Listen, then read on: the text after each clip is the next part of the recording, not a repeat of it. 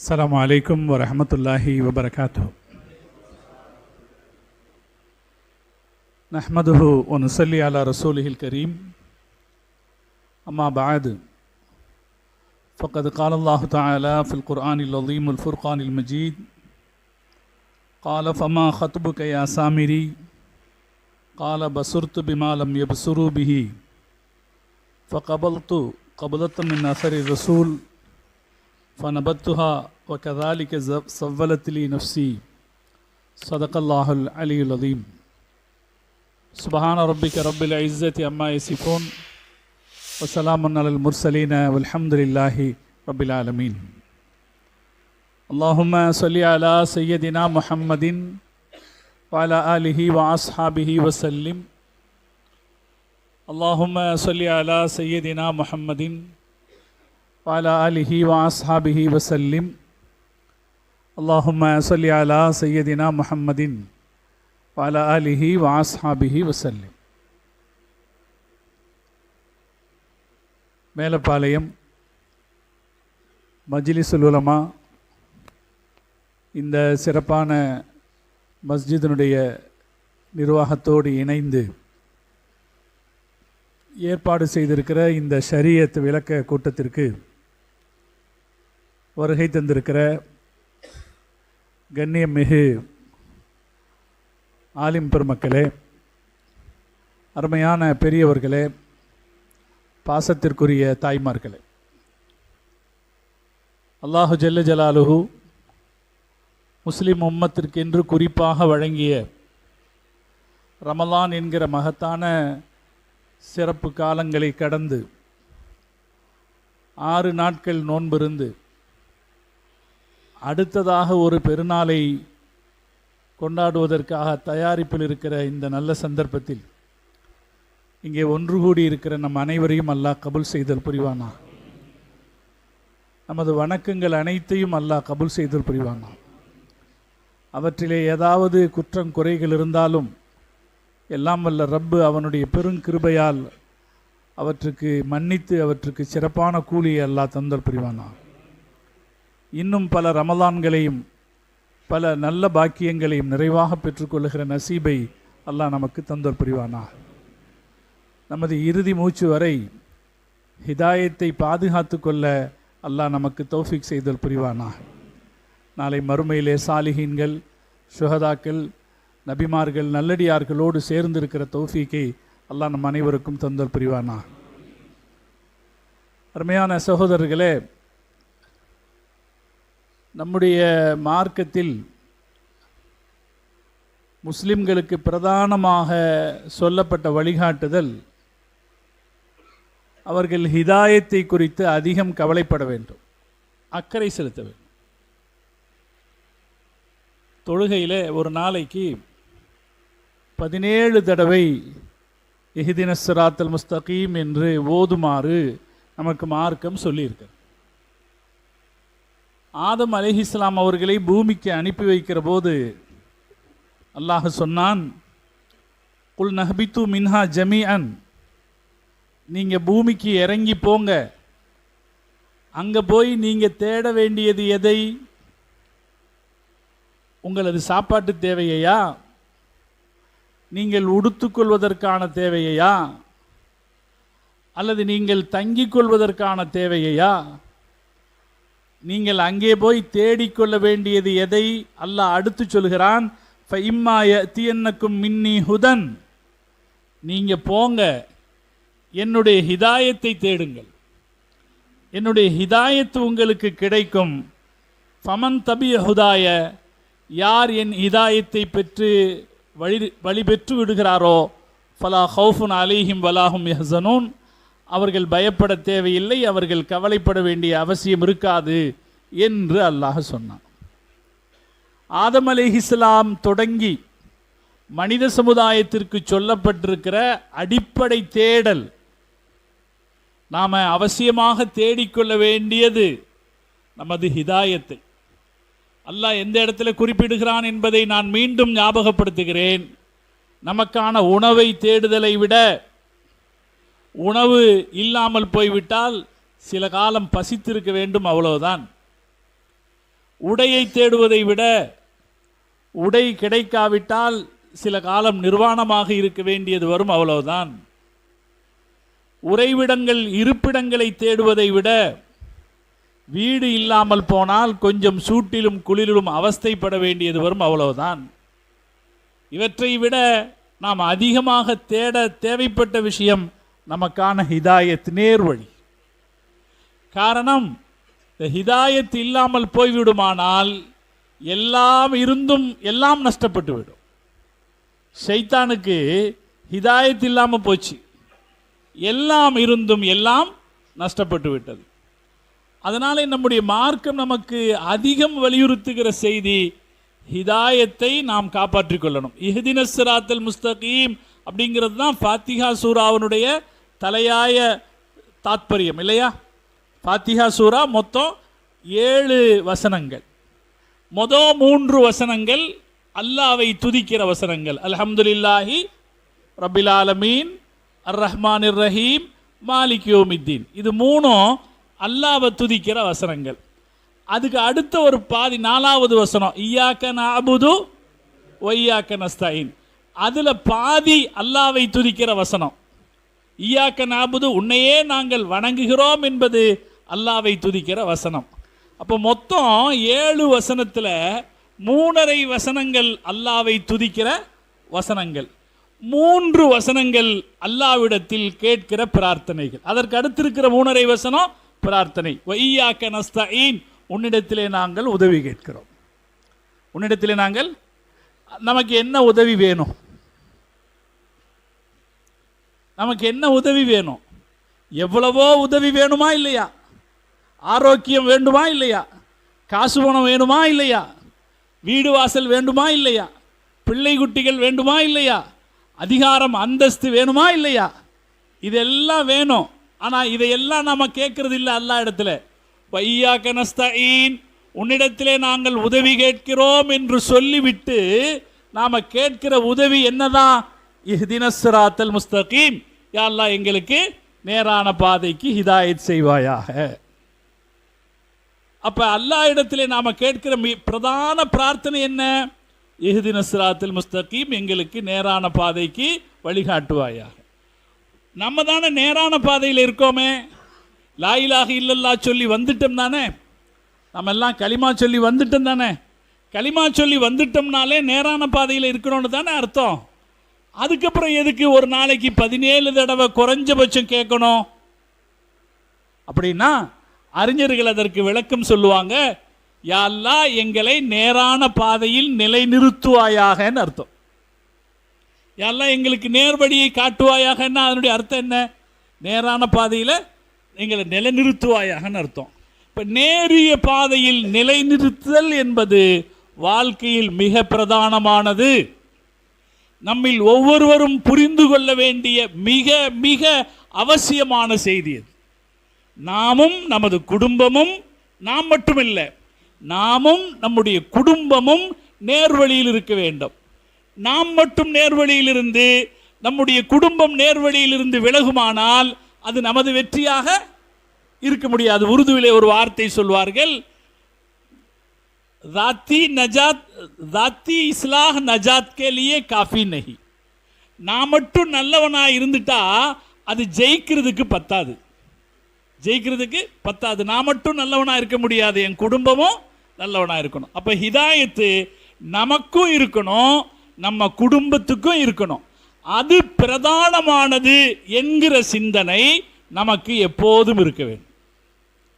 நான் மீண்டும் ஞாபகப்படுத்துகிறேன் சகோதரர்களே, இது சாதாரண செய்தி அல்ல. அல்லாஹு தாலா ஆதம் நபியிடத்தில் சொல்லி அனுப்பிய செய்தி. ஒவ்வொரு நாளிலும் 17 முறை குறைந்தபட்சம் அல்லாஹ்விடத்தில் நாம் கேட்கிற பிரார்த்தனை இது. நம் ஹிதாயத்தில் நிலைத்திருக்க வேண்டும்.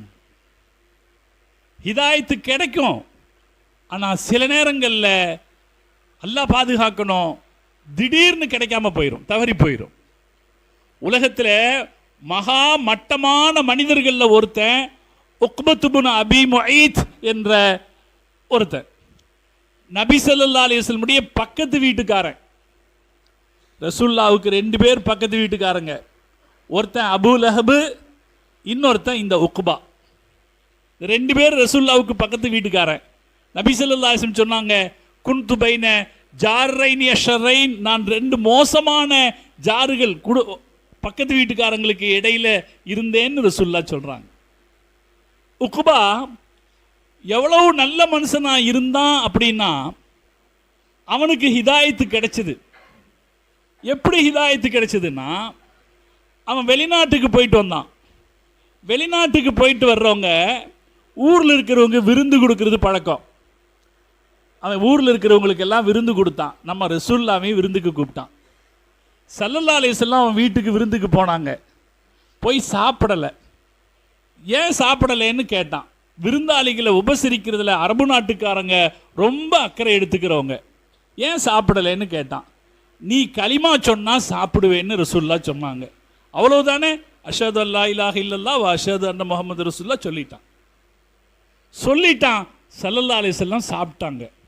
யோசிச்சு பாருங்க, இந்த உக்பா மட்டும் அதே ஹிதாயத்தில் நிலைத்திருந்தால் அவனுடைய பெருமை எப்படிப்பட்டது. ரசூலுல்லாவை சாப்பிட வைக்கிறதுக்காக இஸ்லாத்துக்கு வந்தான்னு பெருமை இருந்திருக்கு இல்லையா? ஆனால் என்ன ஆச்சு, அவன் இஸ்லாத்துக்கு வந்தான்னு செய்தி வந்த கொஞ்ச நேரத்தில் அபூஜஹல் அவனை போய் கிண்டல் பண்ணான். அன்னைக்கெல்லாம் கிண்டல் பண்ணுறதுக்கு ஒரு வார்த்தை, அக்கது சபௌத்த, அது ஒரு கெட்ட வார்த்தை மாதிரி, நீ என்ன மதம் மாறிட்டியா அப்படின்னு ஒரு வார்த்தை கேட்டான். அந்த வார்த்தை அவரால் தாங்கிக்க முடியல உக்பாவால். உக்பா காஃபிரா போயிட்டான். இஸ்லாத்துக்கு வந்தவன் காஃபிரா போயிட்டான். அதற்கு கிடைச்ச தண்டனை, பத்ர் யுத்தத்தில் அவன் கைதியாக பிடிக்கப்பட்டான். பிடிக்கப்பட்ட போதும் கூட இவனுக்கு மன்னிப்பு கொடுக்க கூடாதுன்னு சொல்லி நபி ஸல்லல்லாஹு அலைஹி வஸல்லம் அவர்கள் அவனுக்கு மரண தண்டனை நிறைவேற்றினார்கள் அப்படிங்கிறது வரலாறு. வாழ்க்கையில் உக்பா எல்லாருக்கும் அச்சம் தருகிற ஒரு பாடம், எல்லாத்துக்கும் பயத்தை தர்ற ஒரு பாடம். அல்லாஹ் ஹிதாயத்தை கொடுத்துட்டு பிடுங்கிட்டான். ரசூலுல்லாவுக்கு பக்கத்து வீட்டுக்காரனாக இருந்து ஹிதாயத்தை பெற்றுக்கொண்ட பிறகு அதிலிருந்து பின்னால் போக வேண்டிய விபத்து அவனுக்கு ஏற்பட்டு விட்டது. அதனாலே ஹிதாயத்தை பாதுகாத்து கொள்ளுதல் அப்படிங்கிறது ரொம்ப பிரதானமானது. நம்முடைய வலிமார்கள், இறைநேசர்கள் சக்கராத்து வரைக்கும் அழுது இருக்கிறது, ஹிதாயத்து மிஸ் ஆகிடக்கூடாதேன்னு. நம்ம பெரியவங்களை நாம எல்லாரும் என்ன சொல்லுவோம், கொஞ்சம் வயசாயிடுச்சுன்னா நம்ம சொல்றது என்ன வார்த்தை, ஈமான் சலாமத்தோட, இப்படிதானங்க சொல்லுவோம். நம்ம எல்லாம் சொல்றது ஈமான். நம்ம மக்களை உருக வைக்கிறதுக்கு ஒரு துவா போதும், யா அல்லாஹ் எங்களுடைய கடைசி வார்த்தையாக லா இலாஹ இல்லல்லாஹுவை ஆக்கி வைப்பாயாக. போதுமா இல்லையா? ஆமீன் சொல்லலையா? அப்படி ஆமீன் சொல்லுவாங்களா இல்லையா? மக்களை உருக வைக்கிறதுக்கு இந்த ஒரு வார்த்தை போதும். அப்ப நம்ம கடைசி நேரம் சலாமத்தா அமைஞ்சிடணும் அப்படிங்கிறது ஒவ்வொரு முஸ்லிமையும் உருக்குகிற செய்தி. அப்துல்லாஹ் இப்னு முபாரக் ரஹ்மத்துல்லாஹி அலைஹி இஸ்லாமிய வரலாறு கண்ட அறிஞர் பெருமக்களில் மிகப்பெரிய பேர் ஆளுமை. அப்பாசிய கிலாஃபத்தின் ஆட்சி காலத்தில் அரசர்களை விட முஸ்லிம்களிடத்தில் செல்வாக்கு செலுத்தி கொண்டிருந்த பேர் ஆளுமை. அவரை பற்றி சொல்லணும்னா பெருசா அவரை பற்றி சொல்லணும். அவ்வளோ பெரிய மனுஷர். சக்கராத் நேரத்தில் இருக்கார். அவருடைய பசங்களை கூப்பிட்டு சொல்றாரு, என்ன கட்டிலிருந்து கீழே தூக்கி போட்டுரு. எல்லாரும் தயங்குறாங்க, இவ்வளவு பெரிய மனுஷனை எப்படி கீழே தூக்கி போடுறது.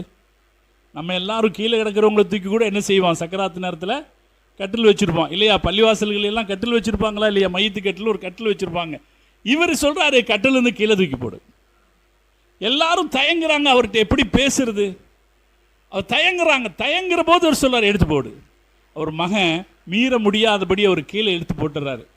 கீழே விழுந்து கீழே தரையில படுத்து குனிஞ்சு தன்னுடைய தாடியை பிடிச்சுக்கிட்டு அவர் அல்லாட்ட சொன்னாராம், யா அல்லாஹ் இந்த வெள்ள தாடிக்காகவாவது என்னுடைய வாயில கலிமாவை சொல்ல வச்சிரு, கடைசி நேரத்தில் கலிமாவை சொல்ல வச்சிரு அப்படின்னு சொன்னாராம். என்ன மன்னிச்சிரு, கலிமாவை சொல்ல வச்சிரு. அப்ப நம்முடைய இறைநேச செல்வர்கள், ஈமானில் ஈடுபாடு கொண்ட பெருமக்கள் எல்லாரும் அக்கறை செலுத்தியது, என்னுடைய ஹிதாயத்தை நான் கடைசி நேரம் வரைக்கும் காப்பாத்திரணும்னு. இது நமக்கான பொறுப்பு.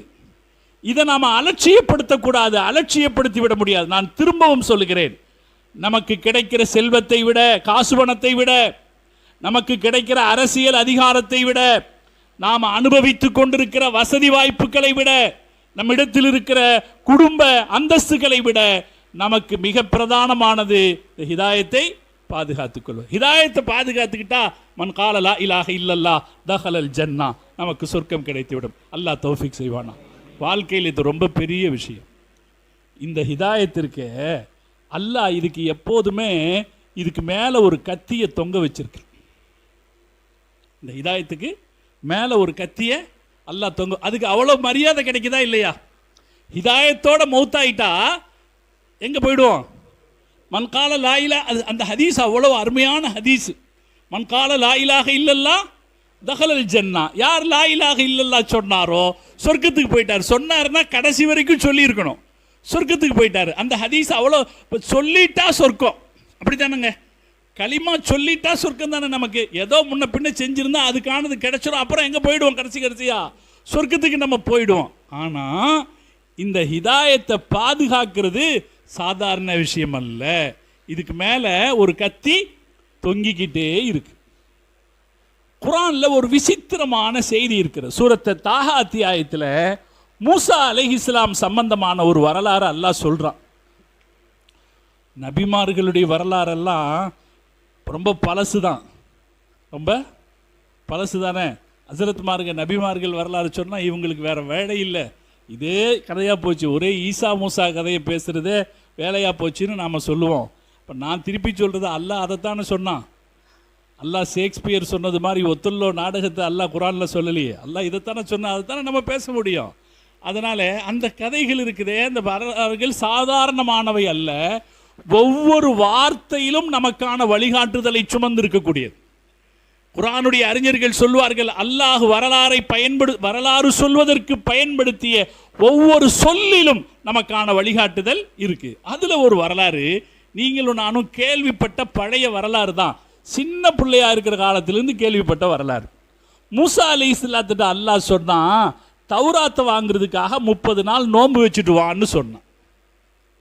மூசா அலைஹிஸ்ஸலாம் நோன்பு வச்சுட்டு போகும்போது வாயை கழுவிட்டு போயிட்டாரு. வாயை கழுவிட்டு, தெரிஞ்சது தானே நமக்கு, வாயை கழுவிட்டு போயிட்டாரு. அல்லாஹ் சொன்னா, அந்த வாயோட தானே நீங்கள் வந்திருக்கணும், அந்த வாயோட தானே இங்கே வந்திருக்கணும். வாய் நாத்தம் அடிக்குதுன்னு வாயை கழுவிட்டு வந்துட்டீங்க, போங்க இன்னும் 10 நாள் நோன்பு இருந்துட்டு வாங்கன்னு அல்லாஹ் சொன்னான். மூசா அலைஹிஸ்ஸலாம் அவங்க மக்களிடத்தில் என்ன சொல்லிட்டு போனாரு? அல்லாஹ் என்ன 30 நாள் நோன்பு இருந்துட்டு வர சொல்லியிருக்கான், நான் போய் தௌராத்தை வாங்கிட்டு வந்துடுறேன்னு போனார். 30 நாள் கழிச்சு அவர் வரல. இங்க நடந்த விஷயம் என்னன்னு அந்த மக்களுக்கு தெரியாது. அவர் 10 நாள் அல்லாஹ்வுக்காக எக்ஸ்ட்ரா நோன்பு இருக்கிற நேரத்தில் இங்க ஊருக்குள்ள குழப்பமாயி போச்சு. மூசாவை காணமே, போன மூசாவை காணமே, திரும்பி வரலையேன்னு குழப்பம். அங்க ஒருத்தர் இருந்தான், ஒரு பெரிய நாடக நடிகன். அவனுக்கு பேர் சாமிரி. குர்ஆன் சொல்லுது அவனுக்கு பேர் சாமிரி. அவன் எப்பவுமே எல்லாத்திலையும் தன்னை ஒரு ஒரு பொதுநல தொண்டனாக காட்டிக்கிற ஆளு. நான் தான், சில பேர் இருப்பாங்களா இல்லையா ஊருக்குள்ள, நான் அதை இப்படி செய்வேன், நான் இப்படி செய்வேன்னு காட்டிக்குவாங்களா இல்லையா? அப்படி ஒரு ஆளு. எல்லாரும் பதட்டத்தில் இருக்கிறாங்க மூசாவை காணமேன்னு. அந்த நேரத்தில் அவன் சொன்னான், அவன் அவங்கள்ட்ட நடிச்சான், ஆஹா மூசா போயிட்டாரு, என்ன ஆச்சுன்னு தெரியலையே, ஒருவேளை அவர் வராமல் இருப்பதற்கு நம்ம கையில் வச்சிருக்கிற ஹராமான சில காசுகள் காரணமாக இருக்குமோ அப்படின்னு ஒரு கேள்வியை கிளப்பினான். இப்போ அவங்களுக்கெல்லாம் ஒரு சந்தேகம் வந்துச்சு, ஆமாம் ஒருவேளை அப்படி இருக்கலாம், நாம் ஏற்கனவே தப்பிச்சு வரும்போது இரவலா கொஞ்சம் நகைகளை வாங்கி வச்சுருந்தோம், அது நம்ம கையில் இருக்கு, அதனால் மூசா ஒருவேளை வராமல் போயிருக்கலாம், அதனால் தடைபெற்றிருக்கலாம்னு சொல்லி அந்த நகையெல்லாம் கொண்டு வாங்கன்னு சொன்னான். அந்த நகையெல்லாம் அவங்க கொண்டு வந்தாங்க. அந்த நகையை என்ன செய்தான், அவன் உருக்குனான், அதை ஒரு காளை கன்றின் வடிவத்தில் தயார் செய்தான். அவங்கிட்ட ஒரு மண் இருந்துச்சு, அந்த மண்ணை எடுத்து அந்த காளை கன்றில் போட்டான். போட்ட உடனே அது மாடு மாறி கத்தியது. தங்க காளை கன்று பொம்மை, அந்த பொம்மை எப்படி கத்துச்சு? மாடு மாறி கத்தின உடனே அவன் நடிப்பை மாத்தினான். ஏற்கனவே மூசா அலைஹிஸ்ஸலாத்தை காணோன்னு கவலைப்பட்டு நடிச்சவன், மூசா அலைஹிஸ்ஸலாத்தை காணோன்னு கவலைப்பட்டு நடிச்சவன் அவன் குரலை அடுத்து மாத்தினான். இல்லை இல்லை, இதுதான் மூசாவுடைய கடவுள் அப்படின்னு சொன்னான். இதுதான் மூசாவுடைய கடவுள் அவர் தெரியாம வேற எங்கேயோ போயிட்டாரு. அவர் தெரியாம அல்லாஹ் குர்ஆன்ல அழகா சொல்லுவான். சூரத்து தாஹா அத்தியாயம் ரொம்ப அழகா இந்த செய்தியை சொல்லும். இதுதான் மூசாவுடைய கடவுள். ஃபனசிய, அவர் மறந்துட்டு வேற எங்கேயோ போயிட்டாரு, இந்த கடவுளை கும்பிடுங்கள் அப்படின்னா. அந்த மக்கள் அந்த காளை கன்றை வணங்கினார்கள். அவங்கள நபி ஹாரூன் அலைஹிஸ்ஸலாம் இருந்தார்கள். அவர் சொல்லி பார்த்தாரு, அந்த மக்கள் கேட்கல. எப்போதுமே மக்களிடத்தில் ஒரு பழக்கம் இருக்கிறது, நாடகம் நடிப்பவனுக்கு அடிபணிந்து போகிற பழக்கம் இல்லையா? எவன் நடிச்சு காட்டுறானோ, எவன் தன்னை அற்புதமா அல்லது ஆச்சரியகரமா செய்திகளை பேசுறானோ, அவன் பின்னாடி போற பழக்கம் மக்கள்கிட்ட இருக்கு. அவன் என்ன செய்தான், இதுதான் கடவுள்னு ஒன்று பாரம்பரியமாக ஏகத்துவத்தை பாதுகாத்து கொண்டிருந்த வந்து மக்கள் அந்த இடத்திலே தடம் புரண்டார்கள். யூத வரலாறு சொல்லுது, இன்னைக்கும் யூதன் சொல்லுவான், அவன் தலை குனிஞ்சு நிற்கிற இடம் அதுதான். யூதர்கள் இன்னைக்கும் இருக்கிற யூதன் சொல்லுவான், நாங்கள் வரலாற்றில் நாங்கள் தலை குனிஞ்சு நின்ற இடம் அதுதான். அந்த காளை கன்றை நாங்கள் வணங்கிட்டோம்.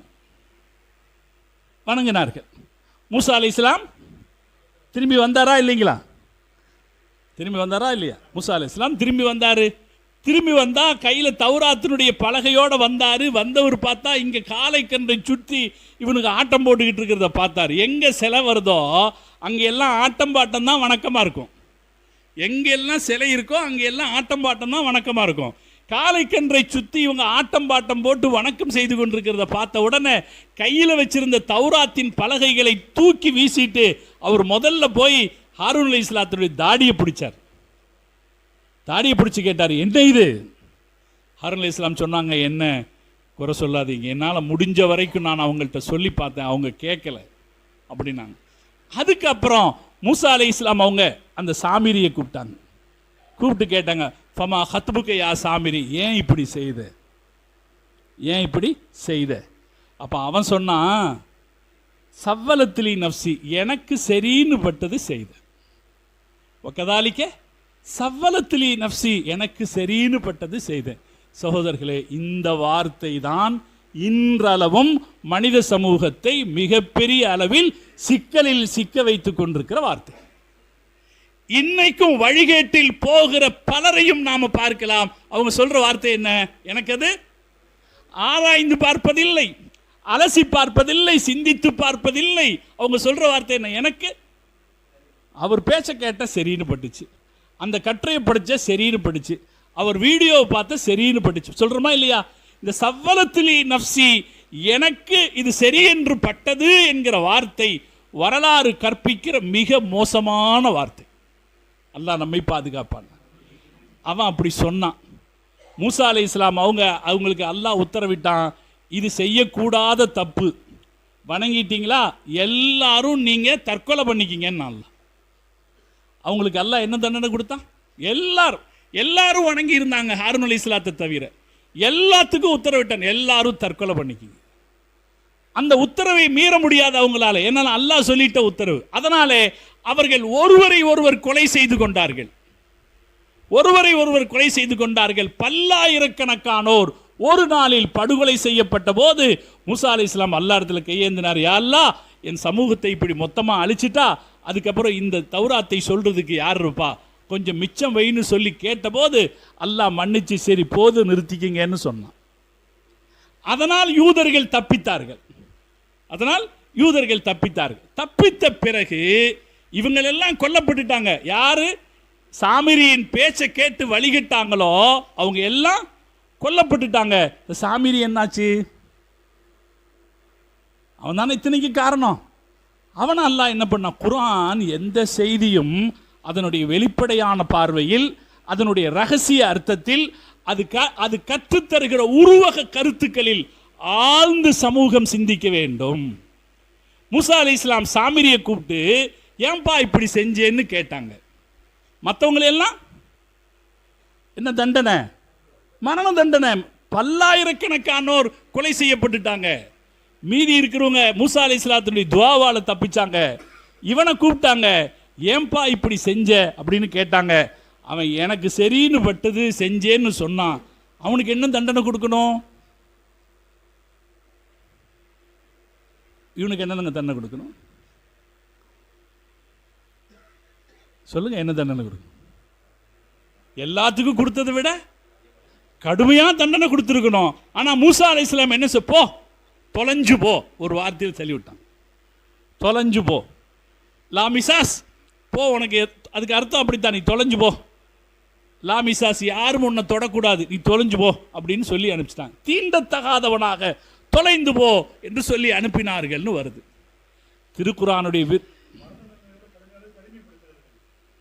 திருக்குரானுடைய விரிவுரையாளர்கள். இதிலிருந்து ஒரு செய்தி சொல்வார்கள், குழப்பம் ஏற்படுத்தப்படுபவன் விட்டு வைக்கப்படுவான். குழப்பத்திற்கு ஆளாபவர்கள் கொலை செய்யப்படலாம் தண்டனையாக, ஆனால் குழப்பம் ஏற்படுத்துபவன் விட்டு வைக்கப்படுவான். அல்லாஹ் விட்டு வைக்கிறான். காரணம், ஹிதாயத்தை பாதுகாத்துக் கொள்பவர்களுக்கு பரிசளிப்பதற்கா. ஹிதாயத்தை யார் பாதுகாத்துக்கிறாங்களோ அவங்களுக்கு என்ன கொடுக்கணும்? லா இலாஹ இல்லல்லாஹ் சொல்லிட்டா, லா இலாஹ இல்லல்லாஹ் சொல்லிட்டா சொர்க்கம் கொடுக்கணும். அதை பாதுகாக்கிறதுக்காக குழப்பம் என்கிற கத்தியை அல்லாஹ் தலைமையில வச்சுட்டே இருக்கான். சாமிரிக்கு என்ன கொடுக்கல? தண்டனை கொடுத்து அழிச்சிடல, அவர் விட்டு வைக்கப்பட்டான். காரணம், குழப்பம் உலகத்தில் இருந்து கொண்டே இருக்கும். அந்த குழப்பம் செய்பவன் நம்மை சார்ந்தவனாக இருப்பான். அவன் நடிப்பான். மூசாவை காணலையேன்னு நடிச்சான், தந்திரங்கள் செய்வான், நல்லது போல் சொல்லுவான்.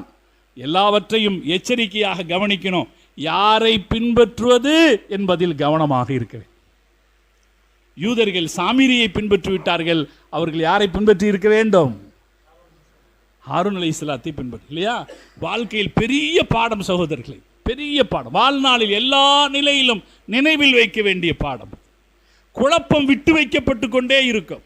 காரணம், ஹிதாயத்தை பெற்றுக்கொள்பவர்கள் விழிப்போடு தான் இருக்க வேண்டும்.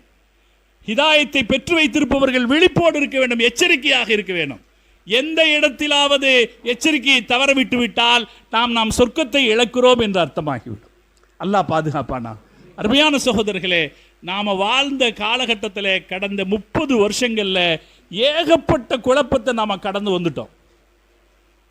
ஏகப்பட்ட குழப்பம். எத்தனையோ இயக்கங்கள். 4 மதுஹபுகளை குறை சொன்னவர்கள் 40 பிரிவுகளாக பிரிந்து போனார்கள். மதுஹபுகளுடைய கருத்து வேறுபாடுகளை குறை சொன்னவர்கள் நாற்றம் எடுக்கிற கருத்துக்களால் பிரிந்து போனார்கள். அதெல்லாம் அந்த இயக்க வேறுபாடுகள் கருத்துக்கள் எல்லாம் ஓரளவு அடையாளம் காணப்பட்டு, இவங்கெல்லாம் இவ்வளவுதான் என்ற அடையாளம் காணப்பட்டுருச்சு. அப்படித்தானுங்க? இந்த இயக்கத்தில் இருக்கிறவன் எப்படி, இவன் எப்படி, அவனுங்களில் ஒருத்தரை இவன் பின்பற்றத்தகாதவன்னு சொல்லிக்கிட்டான், இல்லைங்களா? ஒரு வாதம் வச்சாங்க, இவர் மார்க்கம் சொல்ல தகுந்தவரா அப்படின்னு. வச்சாங்களா இல்லையா? நீங்கள்லாம் ஒன்றும் கவனிக்காத மாதிரி இருக்கீங்க. வச்சாங்க. நான் உங்களுக்காக என்ன பண்ணேன், இன்னைக்கு உட்கார்ந்து அவங்க பேசுனதை அப்படியே எழுதி எடுத்துட்டு வந்தேன். பிஜேங்கிற ஒரு தமிழ்நாடு தௌஹீத் ஜமாத்துக்காரங்களை பற்றி சொல்கிறார். அவர் வெளியே போயிட்டாரா இல்லையா? அதுக்கப்புறம் அவர் அவங்கள பற்றி சொல்கிறார். கோவை ரஹமத்துல்லாவை பற்றி சொல்கிறார். கோவை ரஹமத்துல்லா ஒரு அயோக்கியர். இதை நான் சொல்லலை, யார் சொல்கிறது? ஆமாம், நான் திருப்பி பேரை சொல்ல விரும்பலை, நீங்கள் ஞாபகத்தில் வச்சுங்க. இதெல்லாம் வீடியோ இருக்குது. கோவை ரஹமத்துல்லா ஒரு அயோக்கியர். அனாதை முதியோர் ஜகாத்து பண அவர்களுக்கு சொந்தமான ஜகாத்து பணத்தை மோசடி செய்த கும்பலில் ஒருவர். அப்படின்னா மோசடி செய்த கும்பல் எது? அது நீங்க சொல்லிக்கங்க. மோசடி செய்த கும்பலில் ஒருவர். மார்க்கம் அனுமதிக்காத வகையில் பணம் வசூல் செய்யும் பணப்பேய். யார் சொல்லல? நம்ம சொல்லல, அவர் சொன்னது. பாருங்க, பாலியல் மற்றும் பொருளாதார குற்றவாளி கும்பலில் ஒருவர். அவர் ரொம்ப தெளிவா பேசுறாரு. அவர் என்ன பண்ணல, ஒரு ஆளை மட்டும் குறை சொல்லல, பாலியல் மற்றும் பொருளாதார குற்றவாளி கும்பலில் ஒருவர். அப்ப இந்த கும்பலே இந்த கும்பல் தான், பாலியல் கும்பல் தான். யார் சொல்றார் பாருங்க, பாலியல் குற்றவாளி அவர் சொல்றார். அதுக்கப்புறம் சுய ஆதாயத்திற்காகவும் இயக்க ஆதாயத்திற்காகவும் குர்ஆன் ஹதீஸை வளைப்பவர், வஹி மட்டுமே மார்க்கம் என்ற கொள்கையிலிருந்து தடம் புரண்டவர், அல்லாவின் பெயரால் துணிந்து சத்தியமிட்டு பொய் சொல்பவர், ஹதீஸுகளை இட்டுக்கட்டி வஹியில் கைச்சரக்கை காட்டும் கும்பலில் ஒருவர். எல்லாத்தையுமே கும்பலில் ஒருவர். புயல் நிவாரண நிதியில் ஊழல் செய்த கும்பலில் ஒருவர். புயல் யாரெல்லாம் நிவாரணம் கொடுக்குறானோ அவன் எல்லாம் யோசிக்கணும், புயல் நிவாரண நிதியில் ஊழல் செய்த கும்பலில் ஒருவர், ஆதாரங்களை செட்டப் செய்து உருவாக்குபவர், ஒட்டுமொத்த சமூகத்திற்கும் துரோகம் செய்யும் கும்பலில் ஒருவர், பொய்யான ஃபத்வாக்களை கொடுத்து மக்களை வழிகெடுப்போரில் முதன்மையானவர். இது நம்ம கவனிக்கணும். பொய்யான ஃபத்வாக்கள், பொய்யான மார்க்க தீர்ப்புகள் கொடுத்து மக்களை வழிகெடுப்பவரில் ஒருவர், தனிநபர்களுக்கும் பிற இயக்கத்தினருக்கும் சொந்தமான சொத்துக்களை அபகரிக்கும் கூட்டத்தில் ஒருவர், அல்லாவின் பள்ளிவாசலை பூட்டி மக்களை தொலைவிடாமல் கெடுக்கும் கும்பலில் ஒருவர், பொய் வழக்கு மூலம் மக்கள் சொத்துக்களை பாலடித்து அபகரிக்க முயலும் கும்பலில் ஒருவர், அருவருக்கத்தக்க பேச்சுக்களால் முஸ்லிம்களின் கண்ணியத்தை பொது வழியில் குலைப்பவர். இன்னும் நிறைய இருக்கு. இது போதுமல்ல நமக்கு? இது யார் சொன்னது? அவங்கள ஒருத்தரை பற்றி சொல்லி இவர் மார்க்கம் சொல்ல தகுதி இல்லாதவர்னு சொன்னது. சரி, திருப்பி அவங்க சொல்லணுமா இல்லையா? அவங்க அடுத்து திருப்பி சொல்றாங்க பாருங்க. அவங்க சொல்றது, பிஜே என்பவர் மதகுரு போர்வையில் பிறரின் மனைவி இடத்தில் கள்ள உறவு வைத்தவர். ஒன்று, நம்ம இதெல்லாம் பள்ளிவாசல் சொல்றதுக்கு அசிங்கமா இருக்கு, ஆனால் இதெல்லாம் வருது. நான் இதெல்லாம் சொல்றேன் ஒரு காரணத்துக்காகத்தான் சொல்றேன், கேளுங்க. பல பெண்களை விபச்சாரத்திற்கு அழைத்தவர். இங்கே தாய்மார்கள் பலர் இருக்கலாம், அவர்கள் சாதாரணமாக இயக்கங்களை நிலைக்கலாம், கூப்பிடுகிறார்களே போய் வரலாம் என்ற அந்த பெண்கள் போகலாம். ஆனால் அவர்கள் யார் என்பதை அவர்கள் அறியாமல் இருக்கக்கூடாதல்லவா? அவங்கள பற்றி அவங்களே சொல்லிக்கிற செய்தி. அவன் சொல்றார், பல பெண்களை விபச்சாரத்திற்கு அழைத்தவர், இதில் வசமாக பிடிபட்ட ஷைத்தான், விசாரணைக்கு வராமல் தொடை நடுங்கி இருப்பவர். இன்னொன்று கவனிங்க, நோன்பு பெருநாள் தொழுகைக்கு கூட வராத பாவி, நோன்பு பெருநாள் தொழுகைக்கு கூட வராத பாவி ஆவார். முஸ்லிம் அறிஞர்களை பற்றிய கண்ணியத்தை சீர்குலைத்தவர், மகரமான பெண்களுடன் உறவு வைத்து கொண்டவர். என்ன அர்த்தத்துக்கு? மகரமான பெண்களுடன் உறவு வைத்து கொண்டவர்னா அதுக்கு என்ன அர்த்தம்? யாரை கல்யாணம் பண்ணக்கூடாதோ அவங்ககிட்டயே உறவு வச்சுக்கிட்டாருன்னு அர்த்தம். சரி, இதெல்லாம் அவங்க சொன்ன வார்த்தை, எதுவும் நான் சொன்னதல்ல.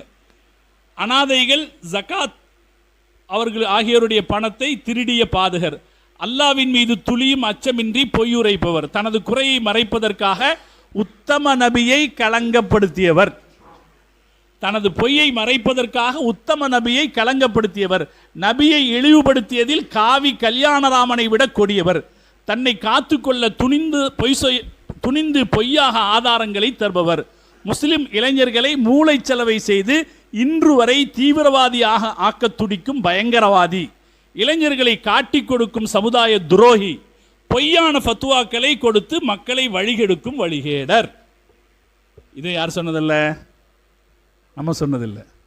நம்ம யாரும் இவங்களை பற்றி இவ்வளோ மோசமாக பேசலை. யார் பேசிக்கிட்டா? அவங்களே பேசிக்கிட்டாங்க. இயக்க அமைப்புகள் அத்தனையுமே ஒருத்தர் பேசுனதுக்கு அளவே இல்லை. இப்படி எல்லாம் பேசி அவங்க என்ன ஆகிக்கிட்டாங்க? ஒரு செட்டில்டு ஆயிட்டாங்களா இல்லையா? இதுக்கும் மேலே அந்த கும்பலில் ஒரு ஆள் இருக்கிறான்னா அவன் மானங்கெட்டவன் அர்த்தம் இல்லையா?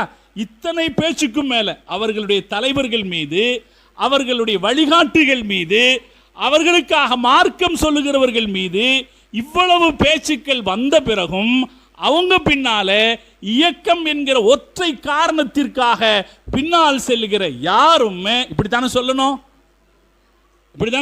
அல்லாஹ் குர்ஆன்ல சில நேரத்தில் கோவிச்சு சொல்லுவான், ஒத்தில்லின் பாததாலிக்க ஜனீம்னு, கேடு கெட்டவர்கள் அப்படிமா அல்லாஹ், அப்பம் பேர் தெரியாதவர்கள் அப்படிமா அல்லாஹ். அது கோபத்தில் பேசப்படுற வார்த்தை. இது இவ்வளவுக்கும் பிறகு இவர்களது பின்னால் செல்பவங்க இப்படித்தான் இருப்பாங்க அப்படின்னு அல்லாஹ் சொல்றான்.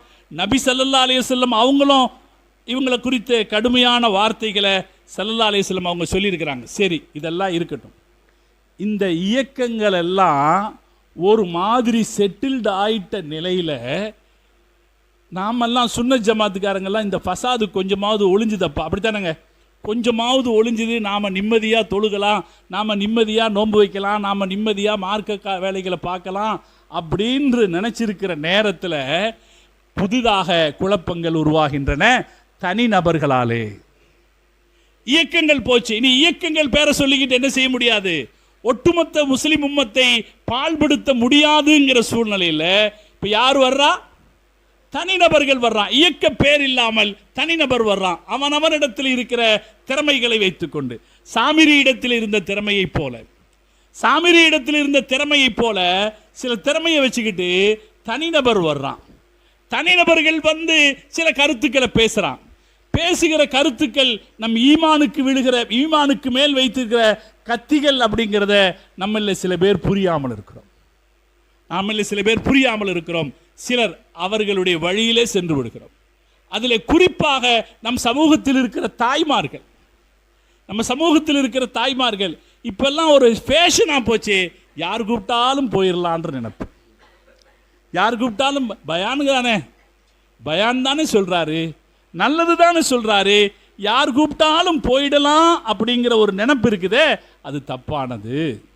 சமுதாயத்தில் நாம நம்ம மேல ஒரு மரியாதை நமக்கு இருக்குதுன்னா நாம யார் பேச்சை கேட்கணுங்கிறதுல நமக்கு ஒரு தீர்மானம் இருக்கணும்.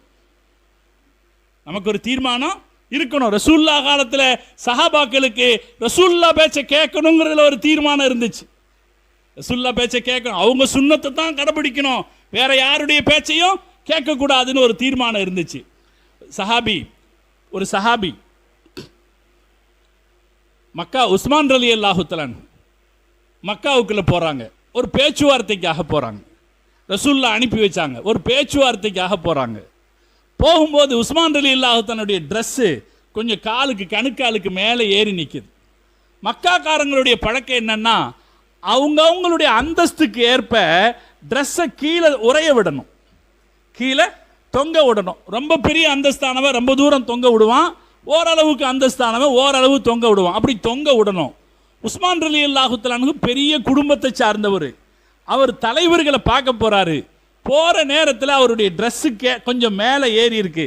இப்போ இந்த கூட கூட்டிட்டு போற நபர் சொன்னாரு, இந்த ட்ரெஸ்ஸை கொஞ்சம் கீழே இறக்குங்க, ட்ரெஸ்ஸை கீழே இறக்குங்க, நீங்க தலைவர்களை சந்திக்க போறீங்க அப்படின்னு சொன்னபோது உஸ்மான் ரலியல்லாஹு தஆலா சொன்னாங்க, லா ஹக்கதா இஸ்ரத்து சாஹிபினா ஸல்லல்லாஹு, அப்படியெல்லாம் செய்ய முடியாது, எங்க ரசூலுல்லாஹ் இப்படித்தான் செஞ்சாங்க அப்படின்னு சொன்னாங்க இல்லையா.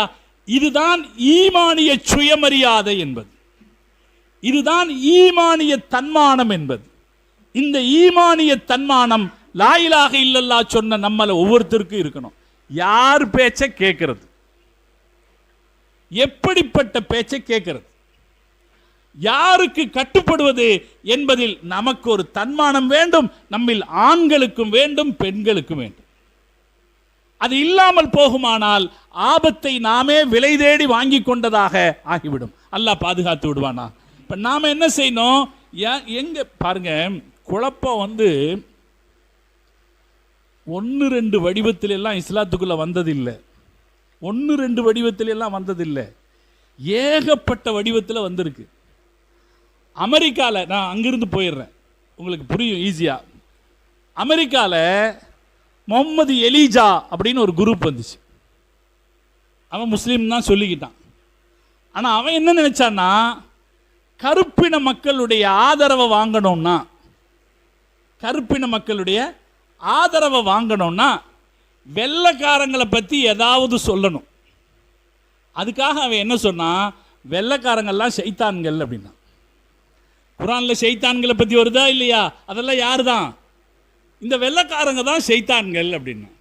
ஷைத்தானை எதிர்த்து சண்டை போடுறதுனா, இந்த வெள்ளைக்காரங்களை எதிர்த்து சண்டை போடுறது தான் இஸ்லாம் அப்படின்னு சொல்லி ஒரு இஸ்லாத்தை பரப்பி இருக்கான். எங்க, அமெரிக்காவில் ரொம்ப நாள் அது இருந்திருக்கு. ரொம்ப நாள் அதுதான் இஸ்லாம்ங்கிற பேரில் அமெரிக்காவில் இருந்திருக்கு. நீங்க மால்கம் எக்ஸ் என்ற ஒருத்தரை பற்றி கேள்விப்பட்டிருக்கலாம். மால்கம் எக்ஸ் அமெரிக்காவில் இருக்கிற கருப்பின மக்களுக்காக போராடிய ஒருத்தர். அவர் சொல்றாரு, நான் ஹஜ்ஜுக்கு வந்தேன், ஹஜ்ஜுக்கு வந்து இஹ்ராம் உடையில வெள்ளைக்காரர்களை பார்த்தபோதுதான் அந்த எண்ணம் என்னிடத்தில் இருந்து போச்சு. முஸ்லிம்கள்லையும் யார் இருக்கா, வெள்ளைக்காரங்க இருக்காங்க, அவங்க நம்ம சகோதரர்கள், அவங்க யார் கிடையாது, ஷைத்தான்கள் அல்ல அப்படின்னு எனக்கு அந்த எண்ணம் போச்சுன்னு. அப்போ எப்படியெல்லாம் பிரச்சனை. ஒரு உச்சபட்சமாக நான் சொல்கிறேன் உங்களுக்கு, நம்ம மார்க்கத்தில் குழப்பத்தை ஏற்படுத்துறதுக்கு இன்னதான் வழின்னு இல்லை. எத்தனையோ வழிகளில் குழப்பத்தை ஏற்படுத்தியிருக்கான். கேரளாவில் சேகனூர் மௌலவின்னு ஒரு ஆள் வந்தார். அந்த ஆள் திடீர்னு வந்து என்ன சொன்னார், 3 வக்து தொழுதா போதும். நமக்கு தான் எங்கேயாவது கொஞ்சம் சலுகை கிடைச்சா சௌகரியம் தானே, ஏற்கனவே 5 நேரம்னா கஷ்டமாக இருக்குது, அதனால் 3 வக்து தொழுதா போதும். அது ஒரு பெரிய இஷ்யூ ஆச்சு. இப்படி பிரச்சனைகளுக்கு நம்ம மார்க்கத்தில் பிரச்சனைகளை ஏற்படுத்தினதில் கொஞ்சம் நஞ்சம் கிடையாது, ஏகப்பட்ட பேர் பிரச்சனைகளை ஏற்படுத்தியிருக்காங்க. நாம தான் என்ன செய்யணும், தெளிவாக இருக்கணும். நாம் என்ன செய்யணும், மார்க்கத்தை கடைபிடிக்கிறதுக்கு எனக்கு இருக்கிற நேரம், நான் நிறைய விஷயங்களை சொல்ல வேண்டியிருக்கு, அதனால் வேகமாக சொல்கிறேன். மார்க்கத்தை யாரையாவது ஒருத்தரை பின்பற்றித்தான் நாம் செயல்பட முடியும், அப்படித்தானே? மார்க்கத்தை யாராவது ஒருத்தரை வச்சு தான் நம்ம பின்பற்றி தான் செயல்பட முடியும். யாரை பின்பற்றுறது அப்படிங்கிறதுல ஒரு தெளிவு நமக்கு வேணும். அது நம்முடைய சுயமரியாதை, நம்முடைய சுய கௌரவம். நீங்கள் அரிசி வாங்குறதா இருந்தாலோ மளிகை ஜாமானம் வாங்குறதா இருந்தாலோ எங்கே போய் வாங்குறது அப்படின்றதுல ஒரு கௌரவம் பார்ப்பீங்களா இல்லையா? துணி வாங்குறது, ட்ரெஸ் வாங்குறது, எங்கே போய் வாங்குறது, கௌரவம் பார்ப்போமா இல்லைங்களா? ஒரு கார் வாங்க போகிறோம், எங்கே வாங்கலாம், எந்த கம்பெனியில் வாங்கலாம், அதில் ஒரு கௌரவம் பார்ப்போமா இல்லைங்களா? இது எப்படி கௌரவம் பார்க்கிற விஷயமோ அதை விட முக்கியமானது நாம் யாரை பின்பற்றுகிறோம் என்பதில் நாம் கௌரவம் பார்த்தாக வேண்டும். நான் கௌரவமான ஒரு மனுஷன் அப்படின்னா, நான் கௌரவமான ஒரு மூமின் அப்படின்னா, நான் யாரை பின்பற்றுறேன், நான் பின்பற்றுபவர் எப்படிப்பட்டவர் என்பதை கவனித்தாக.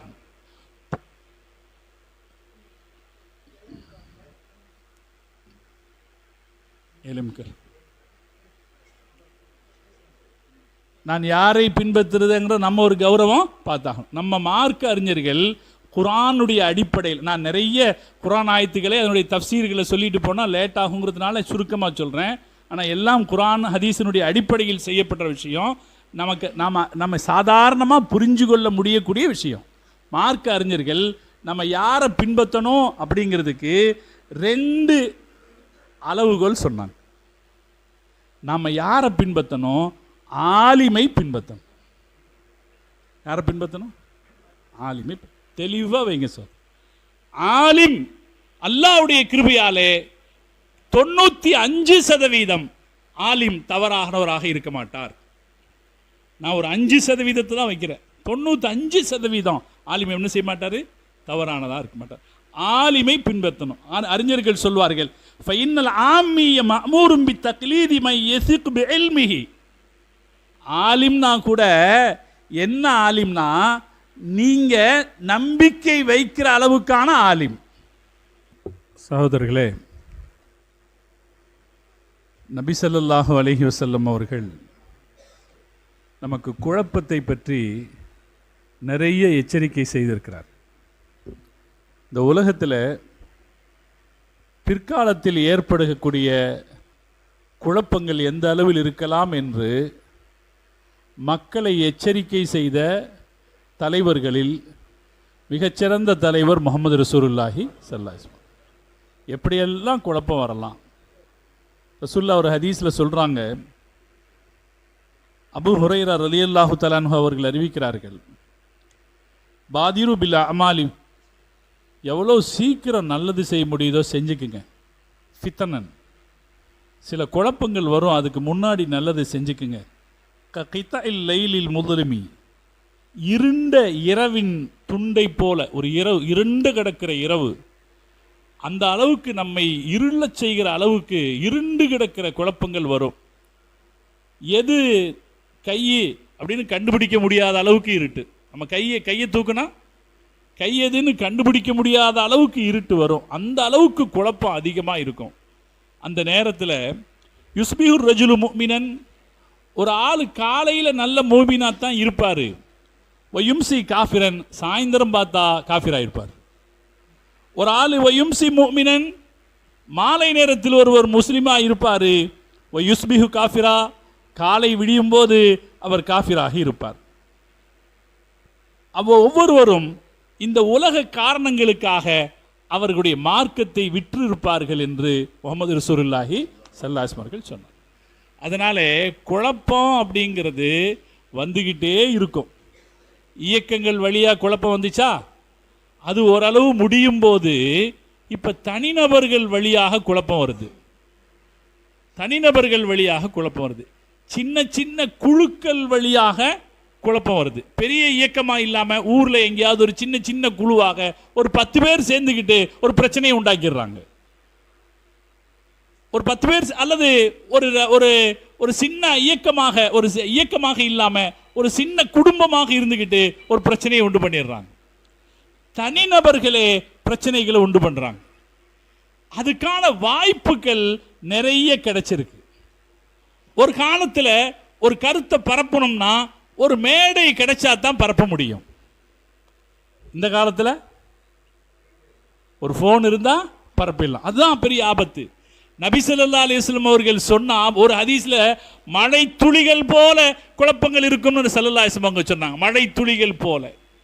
அதுபோல தான் இன்னைக்கு பாருங்க, ஒரு ஃபோனை திறந்தோம்னா யார் என்ன எப்படி பேசுறாங்கன்னு இல்லாம பேச்சுக்கள் வருதா இல்லைங்களா? நம்மளை அதிர்ச்சிக்குள்ளாக்குகிற, ஆச்சரியத்தில் ஆழ்த்துகிற, திகைப்பில் ஆழ்த்துகிற சொற்பொழிவுகள்லாம் நிறைய வருது. தனிநபர்கள் நிறைய வர்றாங்க. மார்க்கம் பேசுறோங்கிற பேர்ல தனிநபர்கள் வர்றாங்க. அவங்களுக்கு நிறைய வாய்ப்புகள் கிடைச்சிருக்கு.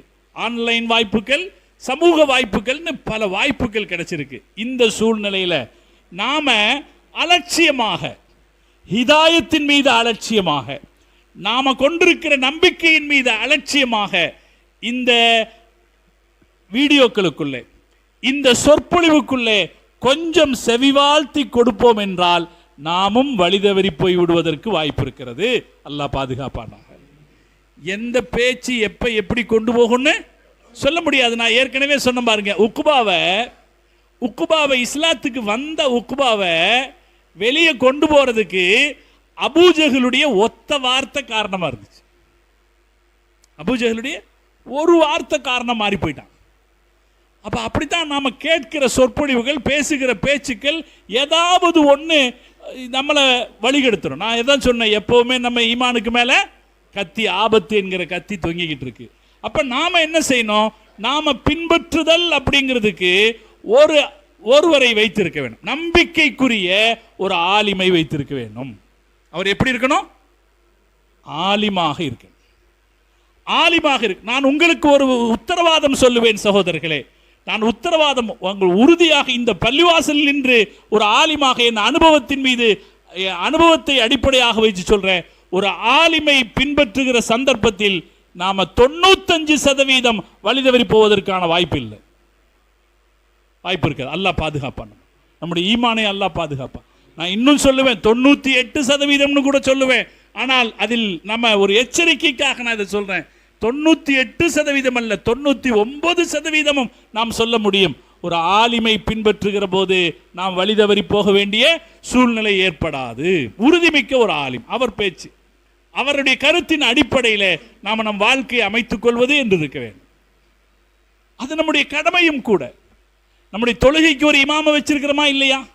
அதே போல நம் வாழ்க்கைக்கு ஒரு இமாமை நாம் வைத்திருக்க வேண்டும். அவரிடத்தில் கலந்து பேசி கருத்துக்கள் நம் காதுகளுக்குள்ளே வருகிற போது, ஹசரத் இது சரிதானா என்று கலந்து பேசி அந்த கருத்துக்களை ஏற்றுக்கொள்கிற ஒரு பக்குவத்திற்கு நாம் வர வேண்டும். அவர் குறித்து நாம் தெளிவாக இருக்கணும். அவர் எப்படிப்பட்டவராக இருக்கணும்? மார்க்க அறிஞராக இருக்கணும். அதனால தான் நமக்கு அதிலையும் குறிப்பாக இளைஞர்களுக்கு முஹம்மது பின் சீரின் ரஹ்மத்துல்லாஹி அலைஹி சொன்ன ஒரு வார்த்தை ரொம்ப பிரபலமானது. ஃபன்துரு அம்மன் தஅஹுதுன தீனக்கும், யாரிடமிருந்து நீங்கள் மார்க்கத்தை கற்றுக்கொள்கிறீர்கள் என்பதில் கவனமாக இருங்கள். யார்கிட்ட மார்க்கத்தை கத்துக்கிறீங்கிறத கவனமாக இருங்கன்னு ஒரு சொல் ரொம்ப பிரபலமானது. ஆனால் அந்த சொல்லுக்கு முன்னாடி ஒரு வார்த்தை இருக்கு. அவங்க யாரை பார்த்து சொல்றாங்கன்னா, இத்தகுல்லாஹ யா மஅஷரஸ் ஷபாப், அல்லாஹ்வை பயந்து கொள்ளுங்கள் வாலிபர்களே, இளம் பெண்களே, வாலிபர்களே, இளம் பெண்களே, அல்லாஹ்வை பயந்து கொள்ளுங்கள். நீங்கள் யார் வழியில் செல்கிறீர்கள் என்பதை சிந்தித்துக் கொள்ளுங்கள். கவர்ச்சிக்கு அடிமைப்பட்டு நாம மார்க்கத்தை கேட்க போகக்கூடாது. இன்னைக்கு என்ன நடக்குது? ஏதோ ஒரு கவர்ச்சி, ஒன்று பேச்சு கவர்ச்சி அல்லது ஆள் கவர்ச்சி அல்லது வேற ஏதாவது சில செயல்பாடுகள், ஆக்டிவிட்டீஸ் கவர்ச்சி, அதுக்கு அடிபட்டு போயிடுறாங்க. அப்படி போகக்கூடாது. மார்க்கு நமக்கு ரொம்ப எச்சரிக்கை இருக்கு. யார் என்ன சொல்றாங்க அப்படிங்கிறத கவனமாயிருங்க. இப்னு சீரின் ரஹ்மத்துல்லாஹி அலைஹி அவங்க கிட்ட 2 பேர் வந்தாங்க. வந்தவங்க அவங்க கிட்ட அவர்கிட்ட சொல்றாங்க, நாங்க உங்களுக்கு ஒரு ஹதீஸ் சொல்லட்டுமா? இப்னு சீரின் ரஹ்மத்துல்லாஹி அலைஹி சொல்றாங்க, நுஹத்திஸுக பி ஹதீஸின், நாங்க உங்களுக்கு ஒரு ஹதீஸ் சொல்லட்டுமா? இப்னு சீரின் ரஹ்மத்துல்லாஹி அலைஹி ரொம்ப பெரிய மனுஷர். அவர் சொல்றாரு, இல்ல ஒன்றும் சொல்ல வேண்டாம், நீ எல்லாம் ஒன்றும் சொல்ல வேண்டாம். அதுக்கடுத்து அவங்க 2 பேரும் கேட்டாங்க, ஃபனக்ரோ அலைக்க ஆயத்தமின் கிதாப் இல்லா, இல்லாட்டி அல்லாவுடைய ஒரு ஆயத்தை நாங்கள் உங்கள்கிட்ட ஓதி காட்டவா அப்படிங்கிறாங்க. அப்போ அவர் சொல்றாரு, லா வேண்டாம். அதுக்கப்புறம் அவர் சொல்றாரு, ல தக்கூமானி அன்னி அவுல அக்கூமன்ன, நீங்க 2 பேரும் எந்திரிச்சு போங்க, இல்லாட்டி நான் எந்திரிச்சிருவேன். என்ன இவர் ஒரு பெரிய மனுஷன், ஒருத்தங்க வந்து ஒரு ஹதீஸ் சொல்றேங்கிறாரு, வேண்டாங்கிறாரு, ஒரு ஆயத்து சொல்றேங்கிறாரு, வேண்டாங்கிறாரு. அப்படின்னு கூட இருந்தவங்க அவர்கிட்ட கேட்குறாங்க, ஒமாக்கான அலைக்க, இப்போ என்ன வந்துச்சு? அவர் ஒரு ஆயத்தை உங்கள்கிட்ட சொல்லிட்டு போயிட்டா என்ன, ஒரு ஹதீஸை உங்கள்கிட்ட சொல்லிட்டு போயிட்டா என்ன, அதை காது கொடுத்து கேளுங்களேன், ஏன் வேண்டாங்கிறீங்க என்ற போது முஹம்மது இப்னு ஷீரின் ரஹ்மத்துல்லாஹி அலைஹி சொன்னார்கள், இன்னி ஹஷீத்து ஐ யக்ரா அலைய ஆயத்தன் ஃபயுஹரிஃபானிஹா. அந்த 2 பேரும் ஒரு ஆயத்தை ஓதுறதுலேயே என்னை அவர்கள் தடம் மாற்றிவிடக்கூடும் என்று நான் பயப்படுகிறேன். யாரோ என்னவோ தெரியாது, இவங்க யாரோ வந்து எங்கிட்ட ஒரு ஆயத்தை ஓதி காட்டுறேங்கிறாங்க, ஒரு ஹதீஸை சொல்லி காட்டுறேங்கிறாங்க, நான் அதை சொல்றதுலேயே அவங்க என்னை தடமாற்றி விடக்கூடாது என்று பயப்படுகிறேன், அதனால தான் வேண்டான்னு சொன்னேங்கிறாங்க. இன்னொரு ஹதீஸ் இருக்கு, சஹீஹ் முஸ்லிம்ல ஒரு ஹதீஸ், இதை வலியுறுத்துகிற ஒரு ஹதீஸ், அப்துல்லாஹ் இப்னு அப்பாஸ் ரலியல்லாஹு தஆலா அன்ஹு சம்பந்தப்பட்டது. அப்துல்லாஹ் இப்னு அப்பாஸ் ரலியல்லாஹு தஆலா அன்ஹுட்ட புஷைருல் அதவி அப்படிங்கிறவர் வர்றார். வந்து புஷைருல் அதவின்னு ஒருத்தர் வர்றார். அப்துல்லாஹ் இப்னு அப்பாஸ் தெரியுமா இல்லைங்களா? ரசூலுல்லாஹ்வுடைய பெரியத்தா மகன் அப்துல்லாஹ் இப்னு அப்பாஸ் ரலியல்லாஹு தஆலா அன்ஹுமா. அவர்கிட்ட புஷைர் இப்னு அதவி, அவர் ஒரு தாபிஈ தான். அவர் வந்து காலல்லாஹ் கால ரசூலுல்லாஹ்னு ஆரம்பிக்கிறார். அல்லாஹ் சொன்னான், அல்லாஹ்வுடைய ரசூல் சொன்னான்னு யார்கிட்ட? சஹாபி கிட்ட அவர் பேச ஆரம்பிக்கிற போது ஃபஜால இப்னு அப்பாஸ் ரலியல்லாஹு தஆலா அன்ஹு லா யஅதின், பேசாதேன்றான், சொல்லாதே. அவர் என்ன சொல்ல போறாரு? காலல்லாஹ் கால ரசூலுல்லாஹ்னு சொல்ல போறாரு. இவர் சொல்றாரு, நீ பேசாதே அப்படின்னு சொல்லிட்டு திரும்பல, அவர் பக்கமே திரும்பல, ஆனான்னு போயிட்டார். அப்ப அவர் கேட்கிறாரு, நான் உங்ககிட்ட என்ன வந்து சொல்லிட்டேன்? காலல்லாஹ் கால ரசூலுல்லாஹ்னு தானே சொன்னேன். நீங்க என்னமோ நான் உங்கள்கிட்ட தப்பா பேசின மாதிரி நீங்க என்ன இப்படி ஒதுக்குறீங்களே, ஏன் அப்படின்னு கேட்கிறாங்க. அப்ப அதற்கு விளக்கம் சொல்கிறார். இது எப்ப நடந்தது? 1400 வருஷங்களுக்கு முன்னாடி நடக்குது.